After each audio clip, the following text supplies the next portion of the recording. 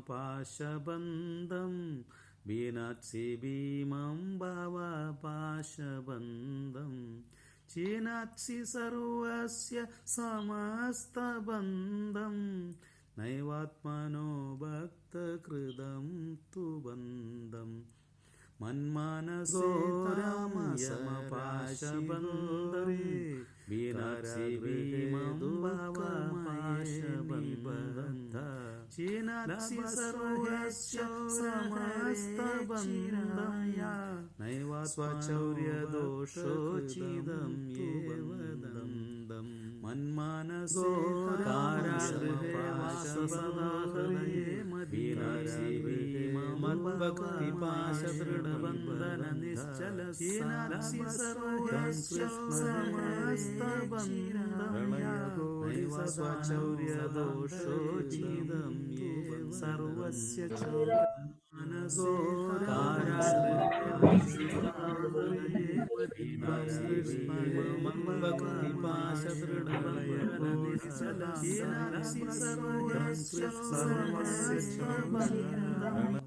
ഹൃദയന്ന he മോചയാമി ത്വം കൃഷ്ണ ഹേ പ്രളയഗോ സർവസ്യ Chaura ഹൃദയന്ന he മോചയാമി ഭജേ പ്രസീദം Navaneetha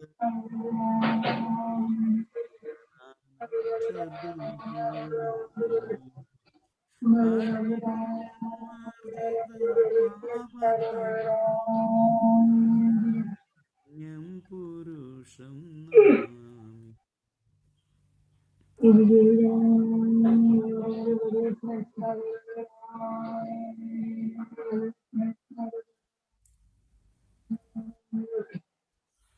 വ്രജേ പ്രസീദം നവനീതചോര ഗോബാന്ധനാനാം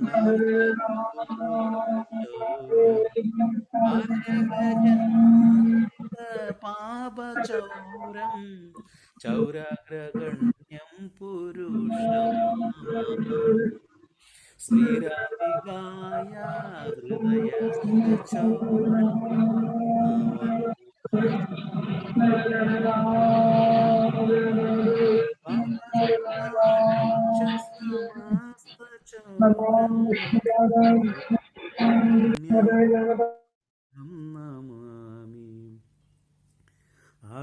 അകിഞ്ചനീകൃത്യ പദാശ്രിതം യ കരോതി ഭിക്ഷും പദിഗേഹഹീനം കേനാഭ്യഹോ ഭീഷണചൗരൈതൃ ദൃഷ്ടാശ്രുതോ വാന ജഗത്രയേഭി യദീയനാമാഭിഹരദ്യശേഷം ഗിരിപ്രസരണഭിപാപരാശിൻ ആശ്ചര്യരൂപോ നനു ചൗരൈതൃ ദൃഷ്ട്വാശ്രുതോ വാനമയാ കദാവി ദാനംശ്ച മനംശ്ച തദേന്ദ്രിയാണി പ്രാണംശ്ച ഹൃത്വാ മമ സർവമേവ പാലയസേ കുദ്രധൃതോത്യചൗര ത്വം ഭക്തിദാംനാംസി മായാ നിരുദ്ധ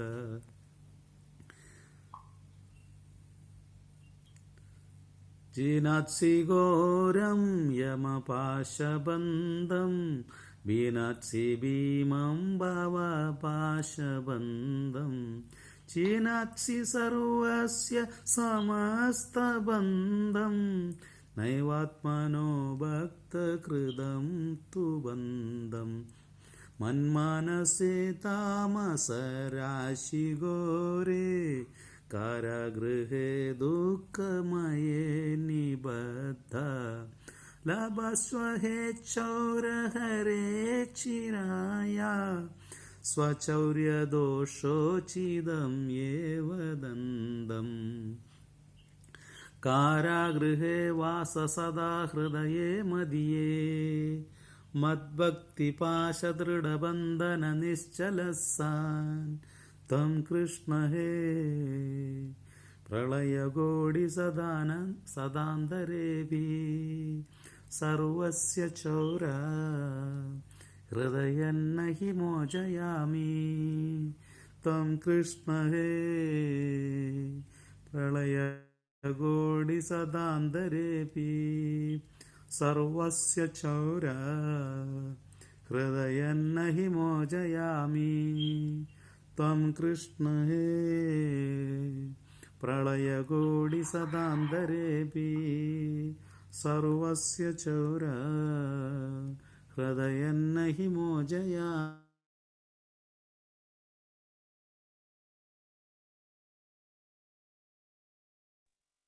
Hare Krishna. Welcome all devotees for our Purushottam and Srimad Bhagavatam Sravanam series.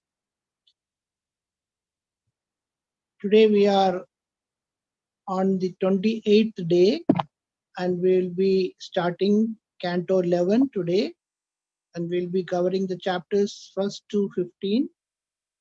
And for this we have His Grace Govardhana Giridas Prabhu with us today. And Prabhuji is very familiar to all of us. Prabhuji is from Trivandrum, and Prabhuji is a very well-known preacher in Kerala, and also he was the in charge for Bhagavad Darshan, our monthly Malayalam monthly, and Prabhuji is now engaged in a lot of other activities, preaching activities in Kerala. So as well as Kanya this Yatra, we would welcome Prabhuji by chanting Hare Krishna Mahamantra 3 times all together. Hare Krishna, Krishna Krishna, Hare Hare, Hare Rama, Rama, Rama Rama, Hare Hare, Hare Krishna, Krishna Krishna, Hare Hare Rama, Hare Krishna, Hare Krishna, Krishna Krishna, Hare Hare Rama, Rama Rama, Hare Hare. Hare Krishna, Govardhana Giri Prabhu. Hare Krishna. Welcome back, Prabhuji. Thank you very much. Thank you. You can take Thank over you. now. Thank you. Hare Krishna, bro. Okay, we'll start. Yes, Prabhuji, we can go ahead. Om Namo Bhagavate Vasudevaya. Om Namo Bhagavate Vasudevaya. Om Namo Bhagavate Vasudevaya.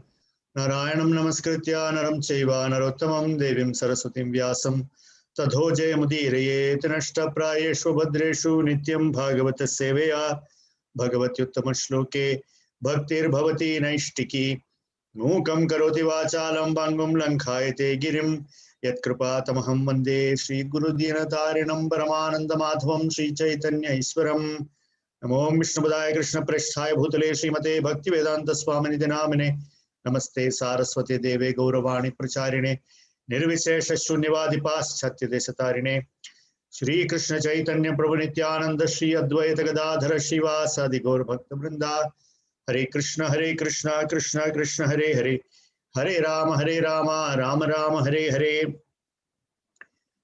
Hare Krishna. So today we are speaking from the 11th canto of the Srimad Bhagavatam. 11th canto is very well known for a few topics, namely Uddhava Gita and also the Song of the Avanti Brahmana, or otherwise called as the Bhikshu Gita. So these are very important portions of the 11th canto of the Srimad Bhagavatam. The 11th canto begins with a hint about the destruction of the Yadu dynasty, because Krishna appeared in this world himself in order to remove the burden of Bhudevi, because she had gone and requested Brahma, and Brahma had requested the Supreme Lord, and thus the Lord came And along with him came all his paraphernalia, all his associates. And the Yadu dynasty was basically all Krishna's associates who came as various members of the Yadu dynasty. And they were all very wonderful people. And because the Yadu dynasty was the one chosen by Krishna to appear in this world, the Yadu dynasty had also become very, very powerful. And practically nobody could defeat them, you know. So Krishna, as a prelude to winding up his pastimes in this world, he is arranging, you know, a way to end the Yadu dynasty as well as to plan his, you know, to finish his Leela and go back. So the first chapter actually gives a hint as to how that whole thing is happening. So there is one incident, you know, one incident which actually causes this whole thing to come about. And that incident is explained in the first chapter of the 11th canto. Once all the young boys of Yadu family, you know, they were all in a play mood, and many sages had assembled, you know, in a place called Pindaraka that was near Dwaraka. And there was Narada Muni, there was Vishwamitra, many other sages had assembled there, and they were all staying there. And these young boys belonging to the Yadu clan, they also arrived there. And as Providence would have it, they decided to dress Samba like a pregnant woman, you know, who is about to give birth, you know. So they will they will go and dress Samba as a pregnant woman, and they will take him in front of the sages, and they will ask the sages, you know, you are all seers of the past, present, and future Trigalagnyas. So can you please tell us, you know, what would this pregnant lady deliver? Will it be a boy or a girl, something like that, you know? So the sages, they could understand that these boys are mocking them, you know. So the sages actually curse, saying that she will give birth to a club that will destroy your family, you know. And the moment the curse was uttered, all these Yaduvamsha boys, they got very, very scared, you know, and they immediately lifted the garment that was, you know, used to cover Samba's stomach, you know, because they had made some arrangement to make it look like a pregnant woman's stomach. So the moment they lifted the garments, they found that, you know, there is a club there, you know. So immediately they all ran along with the club. They went to Ugrasena, who is the king of the Yadus, you know, and they will tell him that, you know, dear king, this is what happened, you know, the sages cursed us.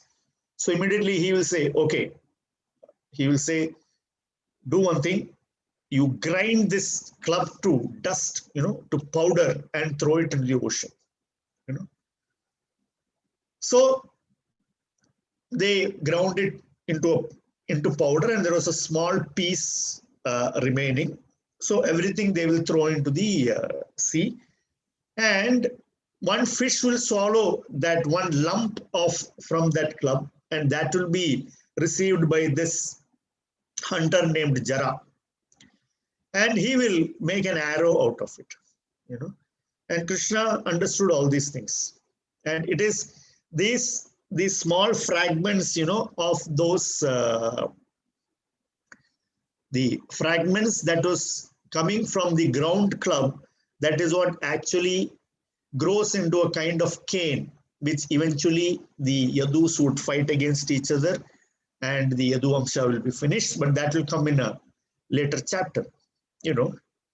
And then in the next chapter, there is this discussion between King Vasudeva and Narada Muni. It is said that Narada Muni used to reside almost all the time in Dwaraka because his beloved Lord was there, you know. And Narada Muni was constantly making some reason or the other. Although Narada Muni cannot stay in one place for more than a few hours, he would always, you know, go around and come back, go around and come back. somehow he would be hovering around Dwaraka, because he was so wonderfully watching all the leelas of Krishna in Dwaraka. So one day Vasudeva, he will call Narada Muni. He will call him over, and he will worship him, and then Vasudeva will say, please give me some advice. So Narada would say that you are already a very, very great personality. You are a greatly learned personality. You know everything. Your intelligence is fixed. But because you have asked me to explain something about pure devotional service, I shall narrate you the conversation that happened between the Nava Yogendras and Nimi, King Nimi, the king of Videha. The Nava Yogendras were actually the sons of Rishabhadeva. Rishabhadeva, as you all know, he had 100 sons. Bharata was the eldest, and then because of Bharata, it became the Ajanabha Varsha was named as Bharata Varsha. And 9 other sons of Rishabdev, they became the Nava Yogendras, namely Kavi, Havir, Antariksha, Prabuddha, Pippalayana, Avirhotra, Drumila, Chamasa, and Karabhajana. And these people were extremely learned in the science of self-realization. And the another 9 sons of Rishabhadeva, they all became Kshatriyas, and they took the 9 dvipas of the Bharatavarsha. And the 81 other sons became Brahmanas, and they were expert in Smriti, in conducting yajna and everything like that. The Navayogendras, just like the 4 Kumaras, used to travel all around the world and spreading transcendental knowledge. So one day they came to the country of Videha, where they were greeted by King Nimi, and King Nimi will ask them questions. So that actually forms the next 3 chapters. 2nd chapter, 3rd chapter, 4th chapter, and 5th chapter is actually the Nimi Navayogendra Samvad in the Srimad Bhagavatam. So Nimi's first question would be, what is the supreme goal? That is Nimi's first question. And then he will also ask how one engages in devotional service of the Supreme Lord. These were the first 2 questions by Nimi. So for the question as to what is the supreme good, Kavi, the first of the Navayogendras, he will answer that Bhagavata Dharma, or devotional service, is the supreme good. And then he will ask how one engages in devotional service. That also is answered by Kavi. He says that, the whole problem in the material world is that one thinks of himself as the body, which is called Dehatma Buddhi. So he'll say that one must give up this Dehatma Buddhi. One must learn to control the mind and thus conquer the fear that is associated with Dehatma Buddhi. Give up material attachment and chant the holy names. And through such devotional service, a person can attain the supreme position. So this is how they will explain devotional service as questioned by Maharaj Nimi. Then the next question by Maharaj Nimi is, he wants to know in greater detail about the devotees of the Supreme Lord. He will ask, what are the symptoms by which I can distinguish between different type of devotees, and what are their activities, how do they speak. So basically he is asking question so that he can identify properly who is a Vaishnava and who is an Uttama Vaishnava, who is a Madhyama Vaishnava and who is a Kanishtha Vaishnava.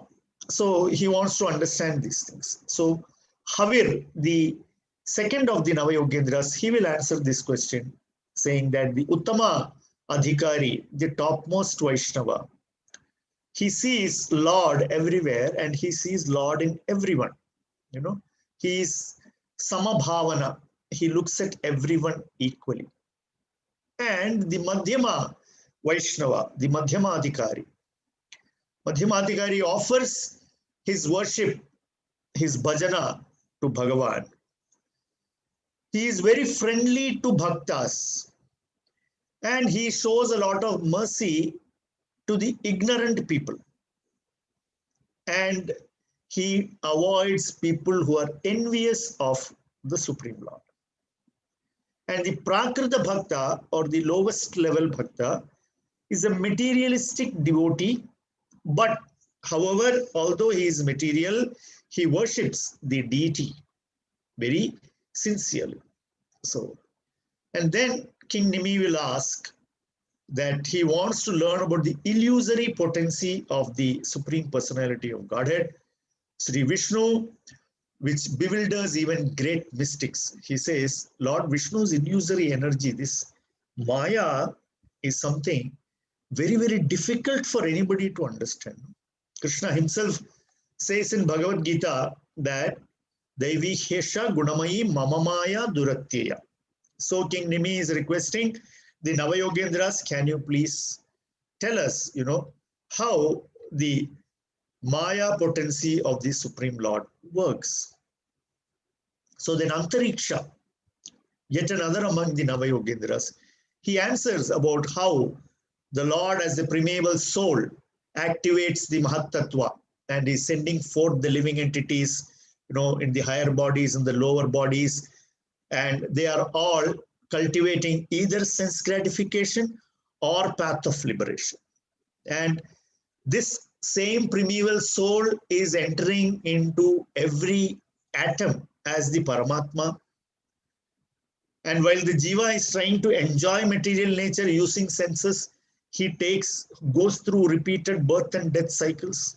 And when the time comes for annihilation, the Lord, in the form of eternal time, as Kala, he will withdraw everything that is manifest, everything will again become unmanifest, and then they give more details, how when annihilation appears, there is a drought on the earth for 100 years, and then everything, there is blazing heat in the three worlds, and from Patala, from Ananta's mouth, the Sankarshana's mouth, that final Agni, is coming out in torrents, it shoots upwards, and, clouds like called Samvartaka, they will pour torrents of rain for 100 years, flooding everything.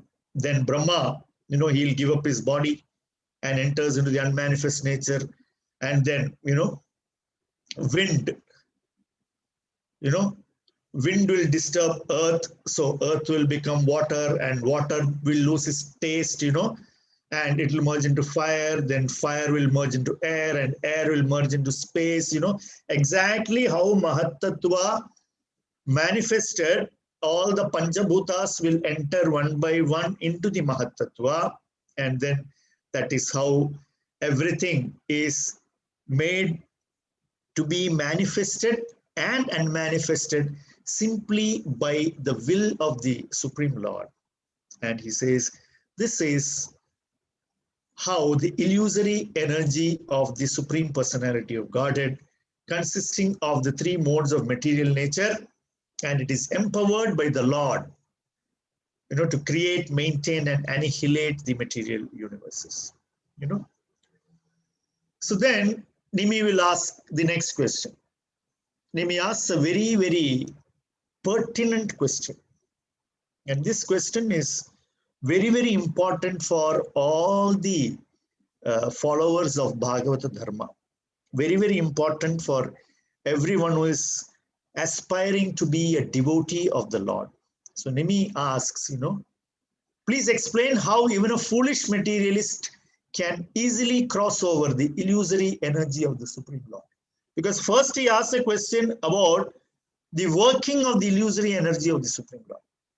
And now he got a full explanation how the illusory energy works, how everything is manifested and unmanifested. All this manifestation and unmanifestation is going on within that Maya, Parasya Shaktir Vividaiva Shruyate. By the variegated energies of the Supreme Lord, how this whole manifestation and unmanifestation is taking place. So now he's asking, how can a foolish materialist cross over the illusory energy? Because even for a very intelligent transcendentalist, it is very difficult. So Nimi is asking a question for everybody's benefit by saying how a foolish materialistic can also easily cross over the illusory energy of the Lord. And then he is getting the answer. Tasmad gurum prapadyeta jitnyasu shreya uttamam shabde parecha nishnatam brahmanyupashamashrayam. So the Navayogendras are answering. Any person who is seriously desiring real happiness must seek out a bona fide spiritual master and take shelter of him by initiation. The qualification of the bona fide guru is that he has realized the conclusions of the scriptures by deliberation. Shabde pare cha nishnatam. And is able to convince others of these conclusions. Such great personalities who have taken shelter of the Supreme Godhead, leaving aside all material considerations, should be understood to be bona fide spiritual masters. So the straightforward answer to how even a materialist can easily cross over the illusory energy of the Supreme Lord is by accepting a bona fide spiritual master. And not only accepting him, we must accept the bona fide spiritual master as our life and soul and worshipable deity. And the disciple should learn from Guru about the process of pure bhakti. And because the Supreme Lord, Lord Hari, is very readily available to give himself to his pure devotees. So the disciple should learn from the Guru how to do that. So if one is very faithfully learning and practicing and following, it is said that the Lord will give himself to such faithful disciples. So how a materialist can cross over the illusory energy of the Lord, accept a Guru, follow what he says very sincerely, and the Lord's mercy will be there. Yasya prasadad Bhagavat prasado yasya aprasadan nagati kuto api. That is the process. And then Nimi will continue to inquire as to, he wants to know the transcendental situation of the Supreme Lord Narayana. And Pipalayana answers, the Supreme Lord is the cause of creation, maintenance and destruction. And no one, nor even Vedas, can adequately describe the Lord. And he is the all-pervading Brahman. And then he will go on to question about how karma yoga is practiced. He will ask how karma yoga is practiced and how karma yoga can be used in order to elevate oneself out of this material conditioning or this material existence. And that question is also getting answered. It is said that by dedicating one's practical work to the Supreme Personality of Godhead, a person can very quickly free himself from material activities even in this life and thus enjoy pure life on the transcendental platform. And then he will ask, Karma Yoga is so complicated. Avirhotra, yet another Navayogendra, is explaining this, that it is so complicated that even great authorities do not have a complete picture about it. And he says, also Vedas, because it contains everything, it is explaining Kamya Karma like a father showing candy to a child. The father shows candy to the child initially to get him attracted, and then he will slowly and gradually he will teach him the higher things. So similarly, doing Vedokta Karma and offering it to the Supreme Lord, that will actually help a devotee who is practicing Karma Yoga to elevate himself. And also Avirhotra says that the devotee should worship the Supreme Lord in that particular form of the Lord which the devotee finds most attractive through Karma Yoga. And then King Nimi continues with his questions. He is asking about the various pastimes of the Supreme Lord, and his various incarnations, how they have all been performed by the Supreme Lord. So then Drumila, he explains these things to King Nimi. He says that even if we try and we are able to count every particle of dust on the surface of the earth, we cannot count the transcendental qualities of Lord Hari. That personality who created the universe out of, 5 elements that actually came out of his own Maya and entered into that universe, as Purusha. And he uses Brahma to get creation done, And as Vishnu, he ensures that maintenance is taking place. And he uses Lord Rudra to annihilate, So he says, this is the potency of the Supreme Personality of Godhead. And then he also speaks about the Naranarayana Rishi, He says exactly, as a sage, the Lord incarnated in the womb of Murti and Dharma. He was practicing Naishkarmyam to such a level in Badrikashrama that Indra got disturbed, Naturally, when anybody is practicing anything like this, Indra is the one who gets disturbed first. And Naranarayana Rishi is such a sage that Indra got very scared. He thought that, he is now trying to get to the post of Indra. So Indra would send Kamadeva directly, with a whole entourage of Apsaras. So that, the Apsaras will dance, and then, the moment Naranarayana Rishi's concentration is gone, Kamadeva would send his arrow of flowers. This was a plan. But then they went there. Naranarayana Rishi very nicely, he accepted Kamadeva. He said, okay, come, take your seat, everything, And so immediately Kamadeva understood that, with this Rishi, nothing is going to happen. So he will say, I know that you have come upon Indra's request. So I want to give you one gift. From his Uru, he brought out the most beautiful lady in the celestial world named Urvashi, And he said, this lady you take along with you and tell Indra this is my gift, and also tell him that I am not interested in his throne.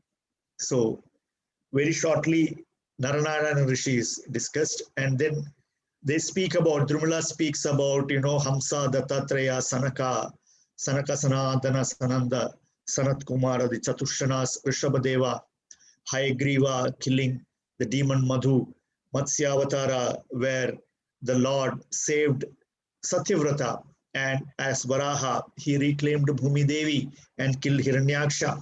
And then he came as a Kurma, who ensured that the Samudra Manthan took place very nicely, and Indra and all his devotees got everything that they wanted. And then he came as Lord Hari and helped out his devotee Gajendra. And he also delivered Indra from the curse of Brahmahatya, and also as Lord appeared again as Narsimha and killed Hiranyakashipu. And Drumila continued to explain that in every Manvantara, the Lord, would appear whenever there are demons. He will appear to kill them, whenever demigods have any requirement, he will come and protect them, as Vamana, he came in order to reclaim everything for Indra from King Bali. And as Parashurama, he came and he killed the Kshatriyas 21 times. And in form of Lord Ramachandra, he annihilated Ravana and all the other Rakshasas. And in the end of Kali Yuga, he will come to destroy all Shudra kings in the form of Kalki. Like this, the various incarnations of the Lord are discussed by Drumila to King Nimi. And in the 5th chapter of the 11th canto, Narada is concluding his teachings to Vasudeva. And how the 4 varnas and ashramas are actually created by the Lord, and how each of them have their own duties, and if they don't do their duties, they will simply fall down into their material position. Again, this is question to another answer. I mean, this is answer to another question by King Nimi to the Navayogendras. And then also King Nimi will continue to ask, that if they don't worship the Supreme Personality of Godhead, what happens? Narada will say, Chamasa, one of the Navayogendras, he would say that they would simply fall into a hellish state of life. And then, Narada is speaking to Vasudeva. He says that then King Nimi asked about the colors and forms of the Supreme Personality of Godhead appearing in the different ages, and by what names, what types of regulative principles is the Lord worshipped in the human society. And that is replied to by Karabhajana Muni. And that is where he speaks about how in Satya Yuga the Lord is white in complexion. He has 4 arms, dressed as a brahmachari, and goes by the name as Hamsa, and everybody worships him by meditation. In Treta Yuga, the Lord appeared red in color, 4-armed, is a personification of Yajna. And he is characterized by the symbols of Yajna, like the Sruvak. And is called as Yajna also. And he is worshipped through Yajna. In Dwapara Yuga, the Lord comes in dark blue complexion, wears yellow garments, marked by Srivatsa and other signs. And he is worshipped as a deity and known by names such as Vasudeva. And in Kali Yuga, the Lord is golden in color. In Kali Yuga, the Lord is golden in color and is absorbed in Krishna Kirtan and worshipped by the performance of Sankirtan Yajna. So that is that famous verse in the Srimad Bhagavatam that indicates Sri Chaitanya Mahaprabhu. So in Kali Yuga, the Lord actually appears as Channavatara, who is accompanied by associate Sangopangastra Parshadam. And Yajantihi Sumedasaha, people who are intelligent will worship how Yajne Sankirtana Prayer Yajantihi Sumedasaha. So those people who are very intelligent will worship the Lord through Harinama Sankirtana, and that is also indicated by Karabhajana Rishi in the 5th chapter of the 11th canto. And then Devarshi Narad, he would tell Vasudeva that the ultimate shelter of devotional service is to take shelter of the Supreme Personality of Godhead. And he says that even those people like Shishupala, who were inimical to Krishna in their thoughts, even they got liberated. So he says that I cannot actually fathom the limit of your good fortune, O Vasudeva, because you have already attained perfection, having had the Supreme Lord, Supreme Personality of God, and Sri Krishna as your son. Because you are in this Yaduvamsha, Yado Priyasyanvavaye Malayasyeva Chandanam. Kunti, in her prayer, she says, that just like the sandalwood tree in Malaya hills, and then they are called as Malaya Chandana. Actually, sandalwood has its own fragrance, and it is not because of the Malayachala. But Malayachala became famous because the sandalwood tree is there. Similarly, Yaduvamsha, Krishna did not become famous because he was Yadava. The Yadus became famous because Krishna appeared in the Yadu dynasty. So he says Your dynasty itself is very, very fortunate, and you are the most fortunate. Your good fortune cannot be fathomed by anybody because the Supreme Personality of Godhead appeared as your son. And then the next chapter speaks about how Krishna will arrange the entire Yaduvamsha to go to Prabhasa Kshetra because the Lord wanted to, fold up his pastimes, and Brahma and all the other devatas will come down and they will talk to Lord. They will say, they will glorify the Lord by stutis. They will say that, you have actually come and removed the burden of Bhumi Devi by killing various demons yourself, and then by wonderfully arranging that Kurukshetra war where all the adharmis were annihilated together, and now you have made the earth a completely burdenless place. And then the Lord says, yes, the purpose of my avatara is over, and I would be soon retiring, going back to my own abode. And it says that in this chapter, that if one tastes the nectar of Krishna's pastimes with his ears, one loses all hankering for other things.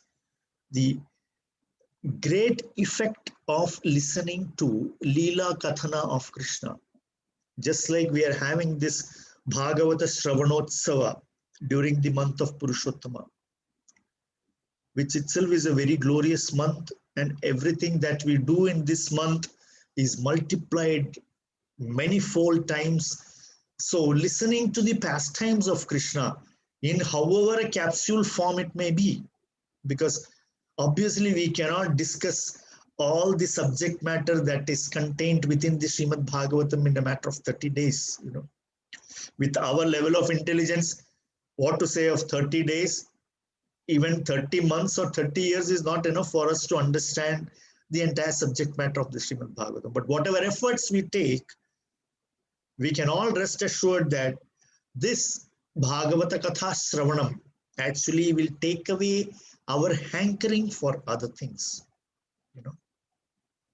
And then the next chapter,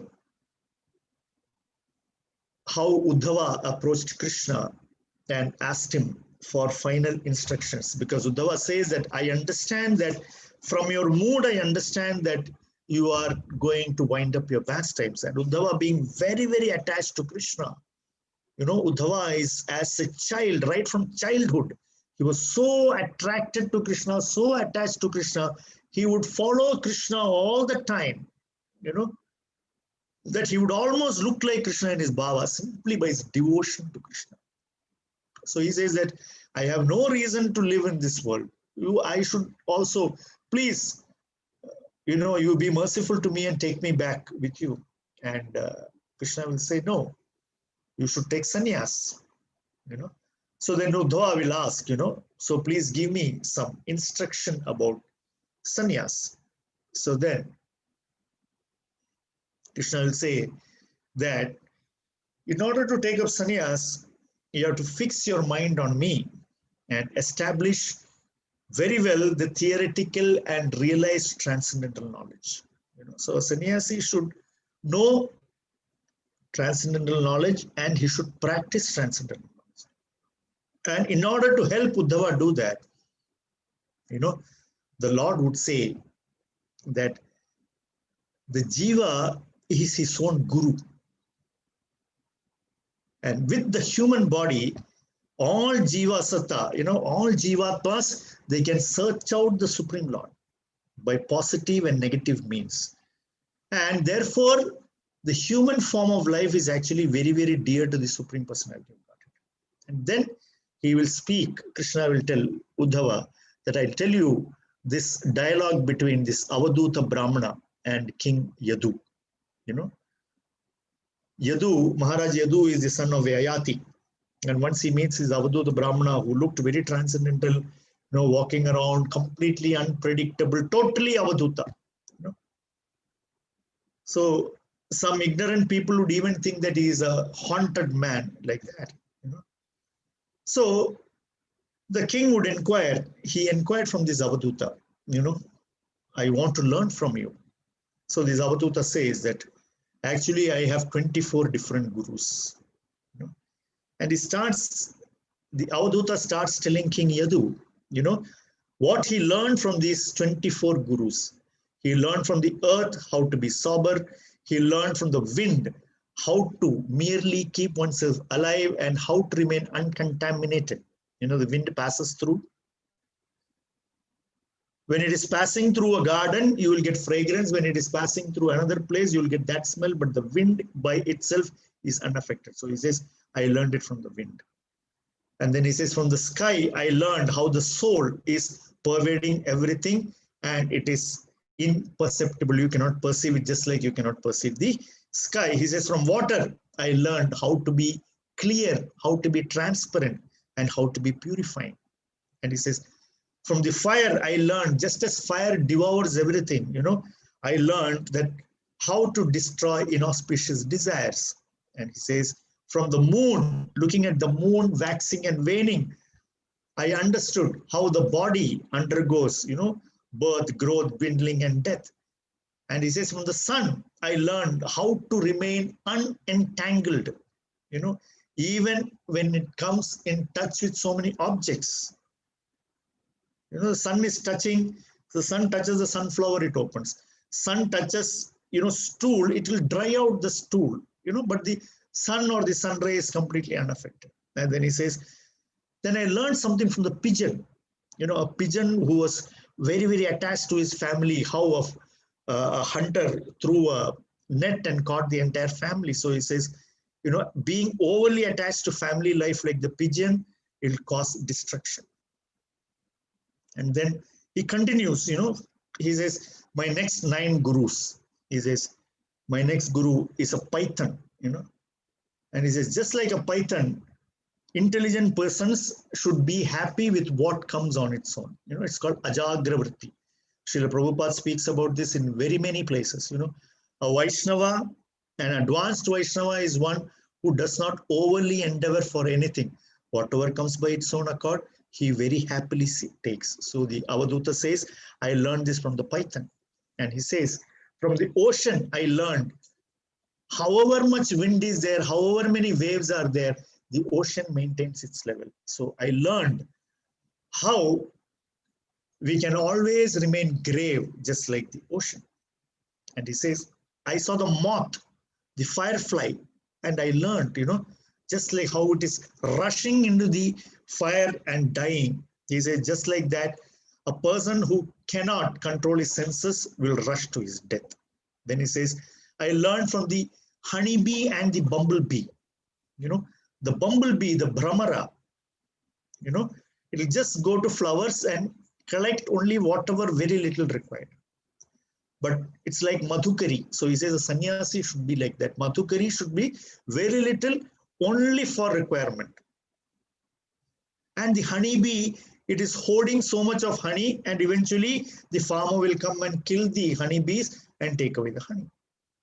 And he says, from the elephant I learned, you know, the elephants are normally tricked by some she elephants and then they fall into the pit and then they are captured. So he says, just like that, foolish men overly attracted by women, they will be trapped into material life.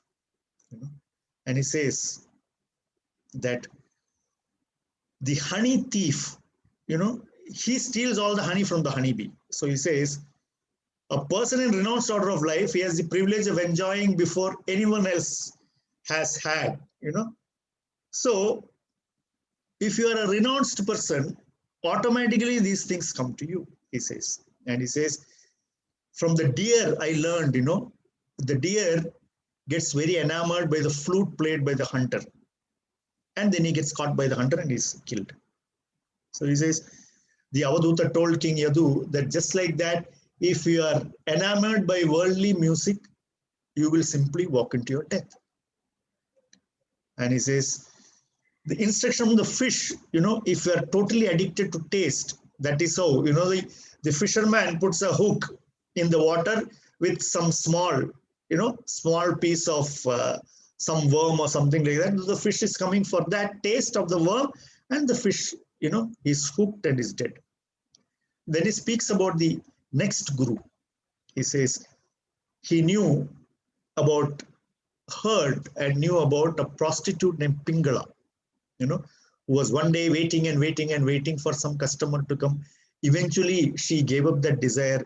She went back home, and then she suddenly realized that if only I had done all this waiting for the Supreme Personality of Godhead, how my life would have been different, you know. So he said, from Pingala, I learned that this desire for sense gratification is the root cause of all suffering, you know. And then he goes on to say that from the Kurura bird, I learned that, you know, if somebody is completely unattached, you know, the Kurura bird is not even attached to its own nest. It will build a nest and leave and go. So he says, if you are unattached and if you have no material possession, then you will have happiness.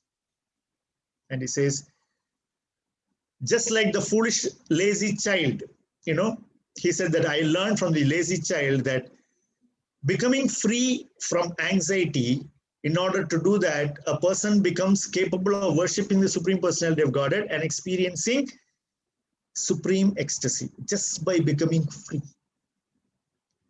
And then he says, I also learned from the young girl who was wearing so many bangles in her hand, you know, and when some people came to see her and she was in the kitchen, and then she removed all the bangles except one bangle in each arm, you know. So she said, so he said, just as 2 or more bracelets make more noise, even if 2 people reside in the same place, what to speak of many, there is every chance of mutual quarrel and useless gossip.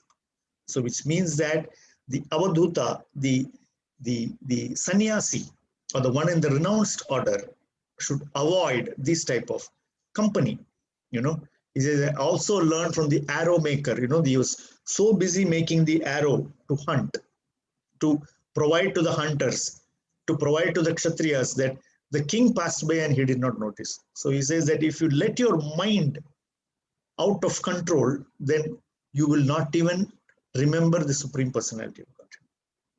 He says, from the serpent, I learned that the sage should wander alone and should be always very careful without any fixed residence.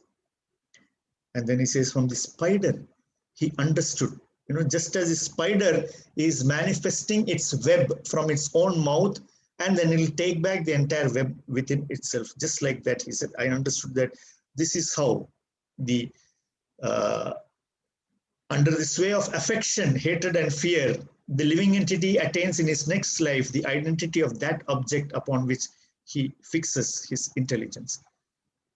That is about the wasp, you know, and about the spider. When the spider is building the web out of its mouth and then taking it back, he says, this is exactly how the Supreme Personality of Godhead is manifesting the material creation and making it unmanifest.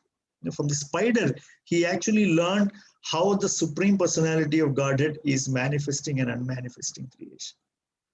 You know, so these are the 24 gurus of the Avadhuta, and this is also called, as I said, the Bhikshu Gita. And it is advised that anybody who wants to become renounced, anybody who wants to accept the renounced order of life, they are advised that they go through this song of the Avanti Brahmana. You know, very, very valuable instructions, very practical instructions, that he says that a living entity can learn from everything that he is experiencing in his life. You know, everything that we are experiencing in our life, if we engage, if we utilize our intelligence properly, we will be able to learn out of it.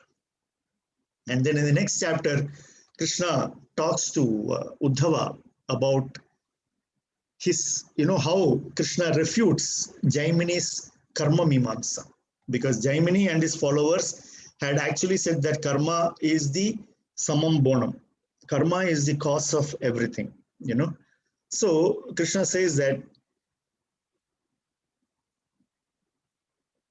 the embodied soul has come into contact with segmented material time, takes upon himself a perpetual chain of births and deaths, and is therefore forced to suffer the consequent happiness and distress. In this way, there is no possibility that one who is attached to the fruits of his material work can achieve any substantial goal in life. So Jaiminis argument is that karma is the cause and effect.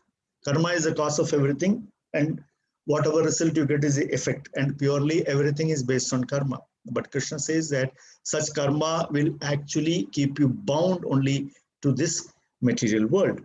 And then Krishna goes on to explain to Uddhava the symptoms of conditioned living entities and liberated living entities. Because Uddhava would ask him that, how do I know? How is it that by practice of devotional service, a person goes from being a conditioned to a liberated living entity?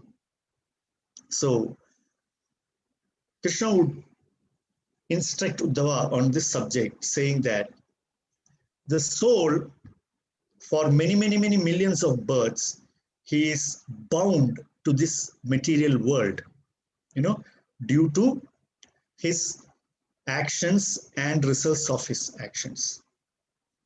Only when he achieves the shelter of pure devotional service, he will become designated as eternally liberated. So Krishna says that transcendental knowledge is the cause of liberation, and ignorance is the cause of bondage. This is Krishna's instruction to Uddhava on the subject matter of being conditioned and being liberated. And Krishna says that even if somebody has studied all the different Vedic literatures, even if you spend so much of time studying all kinds of Vedic literature and you don't have any attraction to serving the Supreme Personality of Godhead, then it is Shrama Evahi Kevalam. Na utpadayed yati ratim Shrama Evahi Kevalam. So, this is told by Suta Goswami in the beginning of the Bhagavatam. Krishna is confirming it here to Uddhava. And Krishna says that if you study scriptures that is not having any explanation about the pastimes of the Supreme Lord and the explanation of the nectar of the various incarnations of the Supreme Lord, those scriptures will actually bring you only misfortune. Which means, even if you keep on reading too many things that is unrelated, even though it is scriptural, if it is not directly related to Krishna, then you will have no devotion. So then Uddhava will ask after all these things, so how do I actually identify a sadhu? Uddhava's next question is that. So then Krishna will explain all the qualities of a sadhu, like, merciful, he is ajata shatru, he is not envious, he is truthful, self-controlled, And then Krishna says the principal characteristic, the 11th canto actually has 20 odd, I think 26 characteristics of a sadhu. But the principal characteristic of a sadhu, this is what very pertinent for all of us to remember.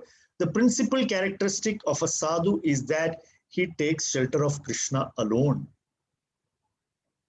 One who has taken Ananya Sharanam at the lotus feet of Krishna.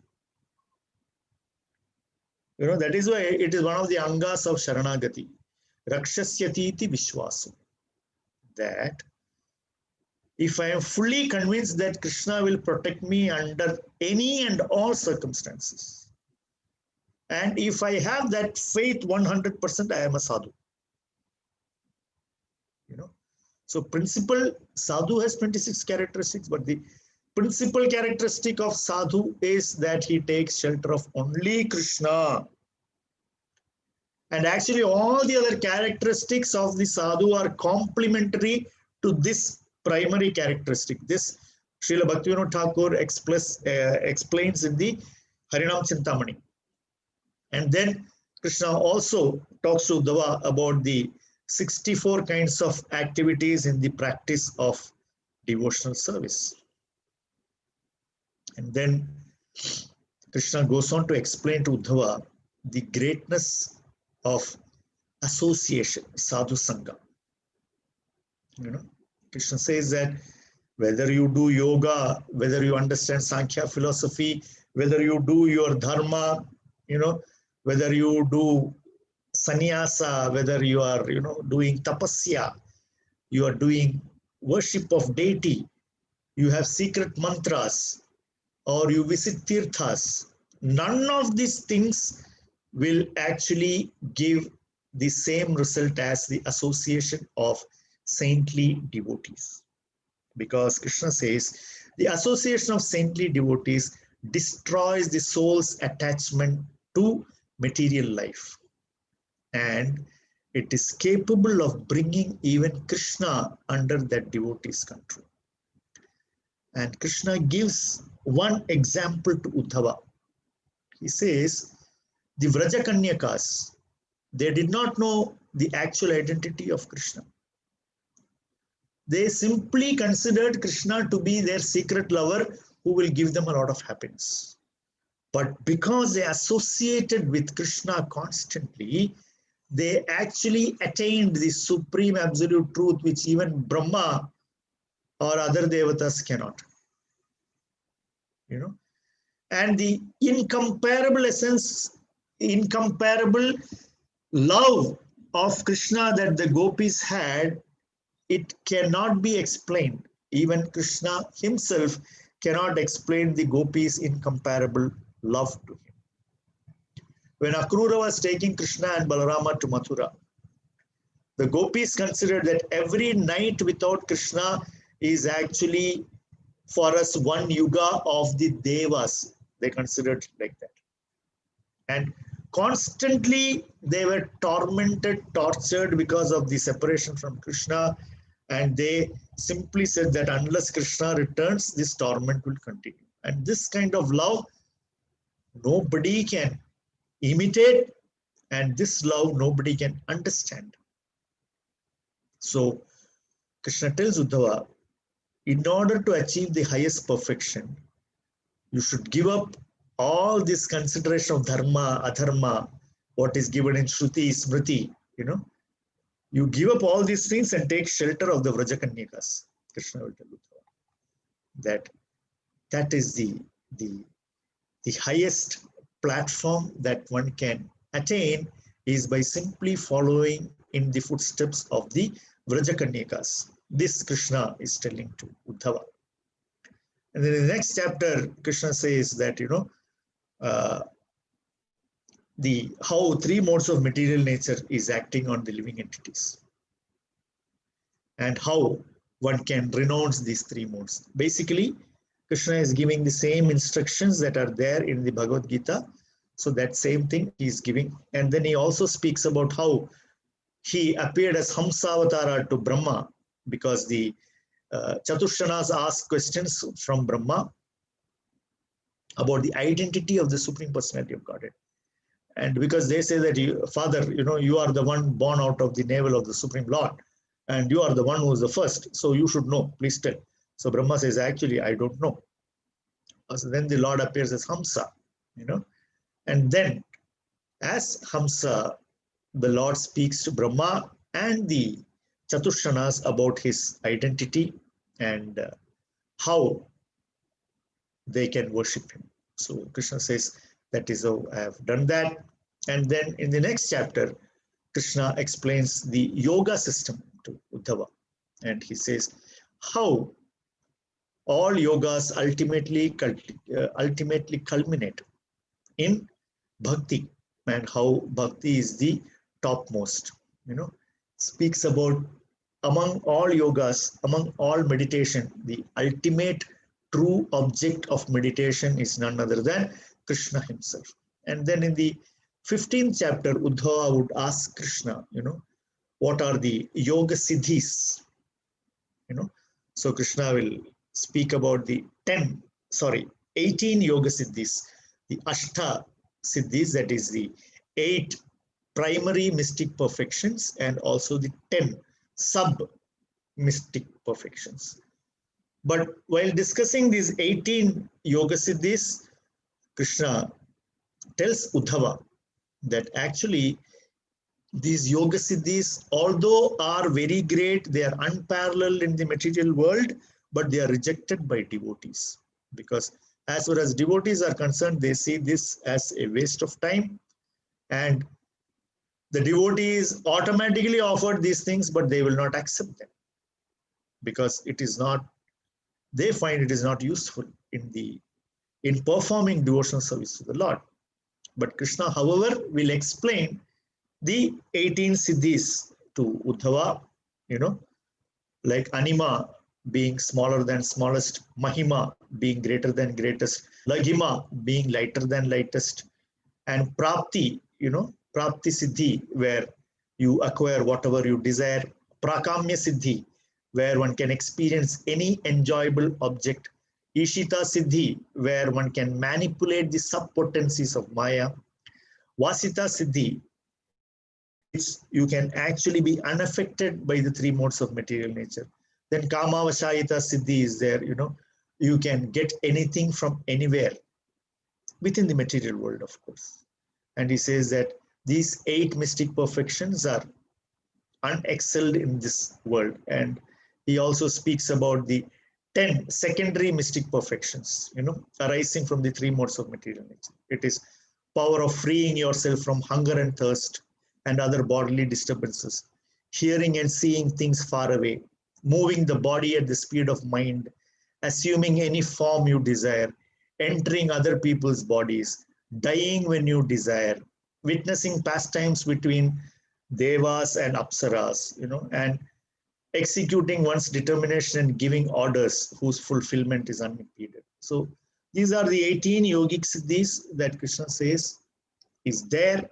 And we can see that many of these siddhis are found present in great devotees, like Narada Muni has all these siddhis. That is why he is able to move through this universe and the other universes. We will see that Bhishma Dev, he had the siddhi that, he had Ishtamrityu, that he can die, leave his body whenever he wants.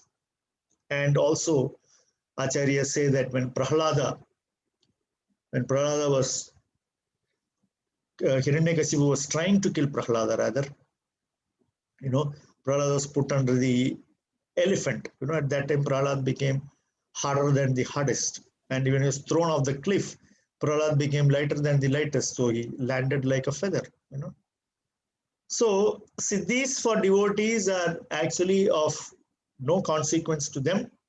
But because Uddhava is asking the question, Krishna is answering. And also there are many yogis who desire to have these siddhis. They also get these siddhis, and due to these siddhis, they also get deviated from their paths. So siddhis, Krishna says that actually they are not very favorable for the Vaishnava or for the devotee of the Lord. Thus the 15th chapter of the 11th canto gets concluded. Srimad Bhagavatam Grantharaj ki jai, Srila Prabhupada ki jai. Hare Krishna.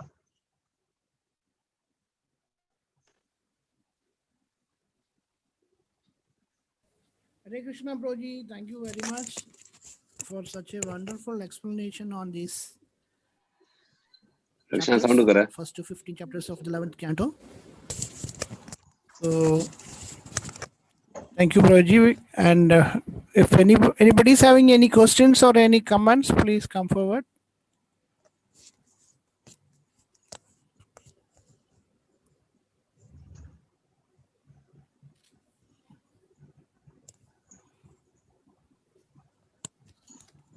Hare Krishna, Govardhana Giri Prabhu, Dandavat Pranam. Hare Krishna. Prabhu.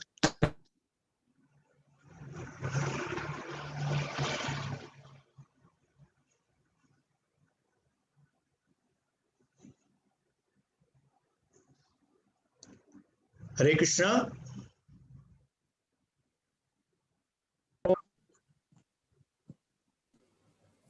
Some network issues there, I think, Prabhuji. Hare Krishna. You are able to hear me? Yes. Yeah, Yes, we can hear you, but Sudarshan Vaste Prabhu is unable to. Now. Yeah, it's okay. Now it's okay. Yeah. Prabhuji, the form of Hamsavadar. It's in the form of a swan or a 400 or swan with 400. Everything is mentioned, Prabhu. Transcendental swan. Right, Prabhu. So you mentioned it is with 4-armed. Yeah. Okay, Prabhu. Understood. White color.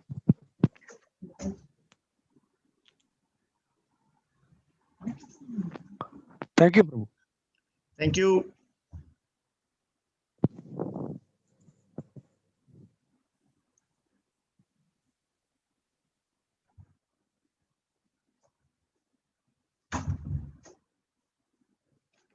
Manibhushan Prabhu, you are muted. Yes, Prabhuji. Hare Krishna Prabhuji, you are given us your valuable time all these days. For this Purushottam month, you gave us 7 days. Thank you very much. And actually, we are very, very happy to hear from you the way you presented all these chapters. It was so nice, and we got a lot of informations. Thank you very much. And more, we will be continuing this series of talks during Kartik month also. We will be expecting your association during Kartik month also. On behalf of all Kanaya Desh devotees, the official vote of thanks, I wish to invite Shivaguna Krishnadas Prabhu. Hare Krishna Prabhu, Dandar Pranams Prabhu. Hare Krishna. Thank you Prabhu. Thank you for your very enlightening and enlivening lecture. So it was non-stop flow of nectar, we can say. So, and as this Manibhushan Krishna Prabhu said, you have given us your maximum classes here for on this auspicious month of Purushottam. Really, we feel we are fortunate and blessed to have your association and hear the Bhagavad Katha through a devotee like you. So we'd like to express our heartfelt thanks from all on behalf of all Kanyadesh devotees, Prabhu. Thank you for giving your precious time and valuable association. And definitely we need more and more of your association for our own benefit. Thank you, Prabhu. Thank you very much. Thank So, you all devotees of Kanaya Desh for giving me the opportunity to speak Krishna Katha, because Acharya say that speaking Krishna Katha is the life and soul of every aspiring Vaishnava. So I am trying to be a Vaishnava. So by all your blessings, may I thank you very much. Thank you. Not only from Kanya Desh, there are devotees from Middle East as well as India. The devotees are so eagerly joining for our classes every day.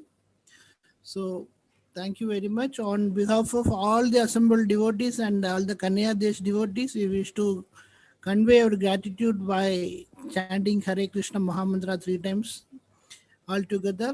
Hare Krishna, Hare Krishna, Hare Krishna, Krishna Krishna, Hare Hare, Hare Rama, Hare Rama, Rama Rama, Hare Hare. Hare Krishna, Hare Krishna, Krishna Krishna, Hare Hare, Hare Rama, Hare Rama, Rama Rama, Hare Hare.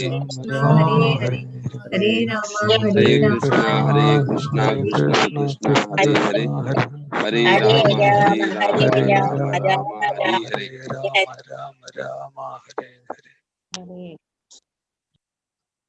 Hare Krishna, Prabhuji. Thank you.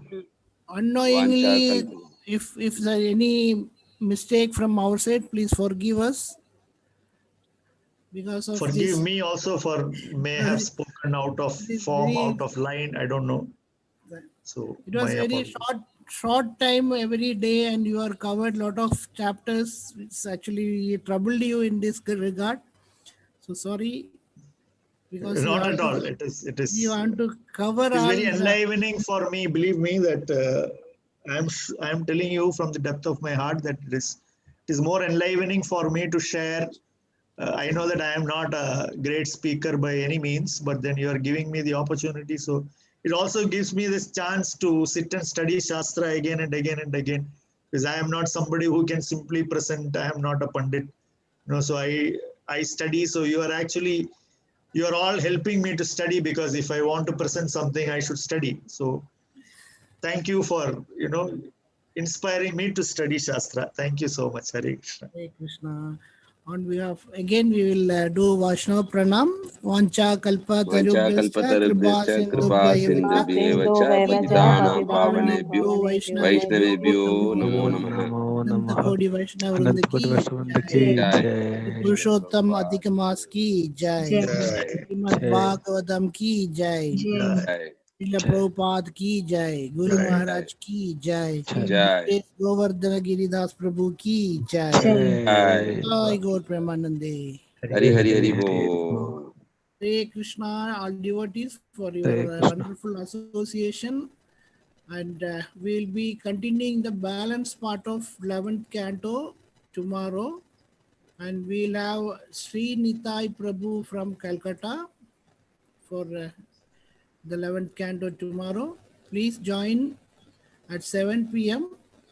We will continue this glorification of Srimad Bhagavatam. And we will be continuing one more day to complete the 12th canto. And Saturday we will have His Grace Gauranga Darshan Prabhu from Pune to complete the Bhagavatam session. So please don't miss on Saturday also. All are invited. We will be proceeding with the Arati now and afterwards Bhagavad Gita recitation. So thank you all once again. Sadan Shyam Prabhu. Hare Krishna Prabhu, Dandavat Pranam. Dandot Pranam Prabhuji. Now we will proceed with the Aratis. Yeah, Hare Krishna. This one is Shibu Prabhu's mobile, and other is Okay. Anil Prabhu's computer. Okay.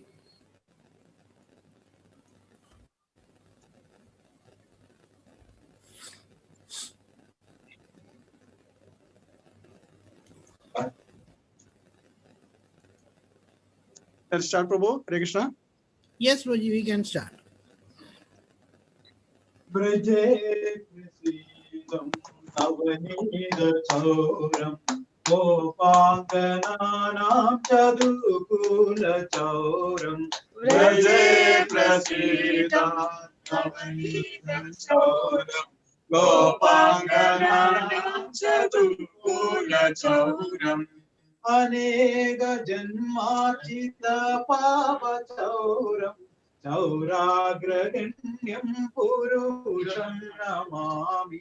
Aneka Janmachita Papa Chauram Chauragraganyam Purusham Namami. Viradikaya Hridayasya Chauram Navambuddha Shamana Kandi Chauram. Sri Radhikaya Hridayasya Chauram Navambuddha Shamala Kandi Chauram Padasritanam cha samasta chauram Chauragraganyam Purusham Namami. Padasritanam cha samasta chauram Chauragraganyam Purusham Namami. Akinchani Kritya Patasridam Ya Karodi Vishwam Padigehakina. Akinchani Kritya Patasridam Karodi Vishwam Padigehakina. Abhiho Vishana Chaurahidre Drishta Sudovana Jagatrayevi. Kena Abhiho Vishana Chaurahidre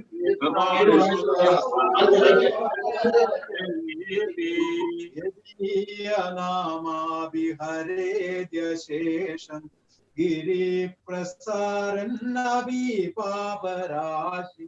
Yadiyanama Vihare Dyasheshan Giri Prasaran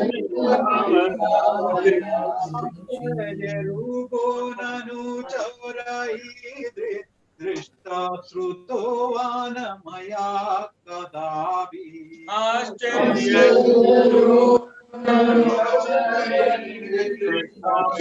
Srutovana Maya Kadavi. Pramanam cha tadendriyani Pranam cha hrit कृत्वा मम सर्वमेव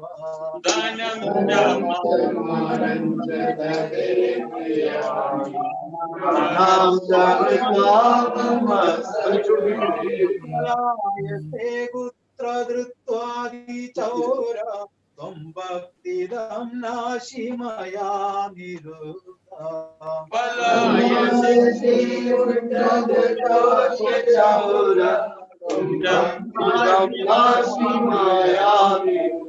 नास्ति घोरं यमपाशबन्धं विन्नास्ति भीमं भवपाशबन्धम्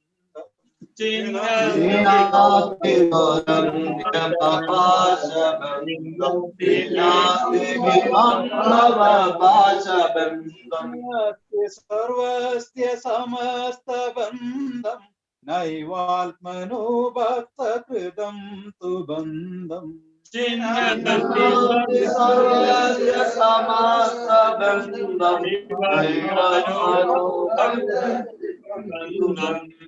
मानसे तामस राशि घोरे कारागृहे दुःखमये निबन्धा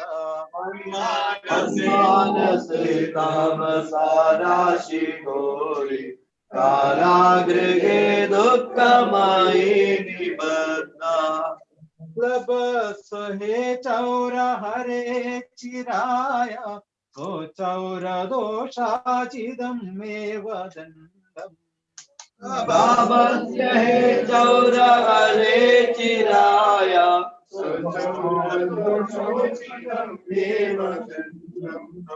व्रजे प्रसीदं नवनीत चौरं गोपाङ्गनानां चतुकूल चौरम् व्रजे प्रसीदं नवनीत चौरं गोपाङ्गनानां चतुकूल चौरम् मार्चिद पाप चौरं चौराग्रगण्यं पुरुषं नमामि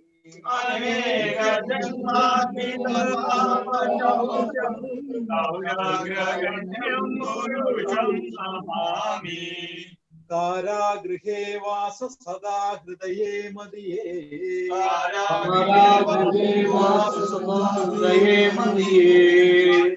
बंधना निश्चलासन्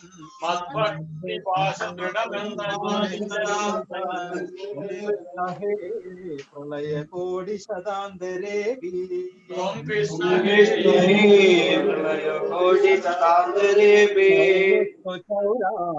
हृदयं न हि मोजयामि सर्वस्य चौरा हृदयं न हि मोजयामि